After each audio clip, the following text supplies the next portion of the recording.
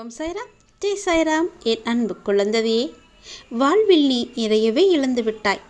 இழந்ததை எண்ணி நீ வருந்துகின்றாயா?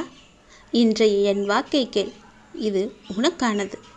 துன்பமே சூழ்ந்து வருகிறது என கவலைப்படுகிறாயா? இனி அதை பற்றி நீ வருத்தப்படாதே. வாழ்க்கையில் எல்லோருக்கும் எல்லாமே கிடைத்து விடுவதில்லை. ஒன்றை அடையும் போது இன்னொன்றை இழக்க வேண்டி வரும். அதுபோலத்தான் ஒன்றை இழக்க நேரிடும் போது அதை விட சிறப்பான ஒன்று உனக்காக காத்திருக்கிறது என்று அந்த அர்த்தத்தை நீ புரிந்து கொள். இழந்ததை நினைத்து நினைத்து ஏங்கி நீ இருப்பதையும் இழந்து விடாதே. சொல்வது புரிகிறதா கண்மணி? நீ எதையும் உனக்கென்று எழுதி வைத்துக்கொள். எதையும் நீ இழக்க மாட்டாய். அப்படி நீ இழந்தாய் என்றால் அது உனக்கானது அல்ல என எண்ணிக்கொள். உனக்கென்று உள்ளதை யாராலும் தடுக்க முடியாது. யாரும் தட்டி பறிக்கவும் முடியாது. யாரும் கெடுக்கவும் முடியாது. ஏனென்றால் அது உனக்கென எழுதி வைக்கப்பட்டது. அது உன்னிடம் எப்படி இருந்தாலும் எங்கே இருந்தாலும் அதை உன்னை தேடி நிச்சயம் வந்து சேரும். இதுதான் உலகம், இதுதான் வாழ்வு என உன்னுடைய வாழ்க்கையை நீ பழகிக்கொள். ஒன்றை மட்டும் நீ கருத்தில் கொள். நீ இழந்தது ஒன்று, ஆனால் அதைவிட பல மடங்கு நான் உனக்கு தரப்போகின்றேன். இதுவே என்னுடைய சத்திய வேத வாக்கு. என் சத்திய வேத வாக்கு நிச்சயமாகவே உனக்கு பலிக்கும். ஒன்றை இழந்ததுக்காக இப்போது நீ வருந்து கொண்டு இருந்தால் பல மடங்கு நான் தருவ போவதை எப்படி நீ மகிழ்ச்சியாக அனுபவிப்பாய்? ஒன்றை விட பல மடங்கு நான் அள்ளி அள்ளி தருகிறேன். அதுவரை நீ உன் கடமையில் இருந்து வெளிவர நினைக்காதே. உன் கடமையை நீ சரியாக செய். உன்னை நம்பி இருப்பவர்களை நீ கவனித்துக்கொள். நான் உன்னை கவனித்துக் கொள்கின்றேன்.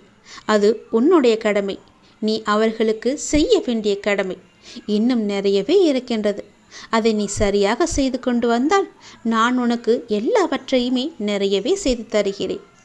கலங்காதே, நான் உன்னை நிச்சயம் பாதுகாப்பேன். எவற்றை நீ இழந்திருந்தாலும் நான் உன்னோடு இருப்பதை மட்டும் நீ மறந்து விடாதே. உன்னை நீ வேண்டாம் என்று சொல்லி போனவர்கள் உன்னை தேடி வரப்போகின்றார்கள். இவர்கள் எனக்கு தேவையே இல்லை என்று விட்டு விலகியவர்களெல்லாம் உன்னை தேடி வரும்படி நான் செய்கிறேன். நீ மனம் தளராமல் பொறுமையாக மட்டும் காத்திரு. பொறுமையாக இருந்ததால் தான் உனக்கான பலனை நீ அனுபவிக்கப் போகின்றாய்.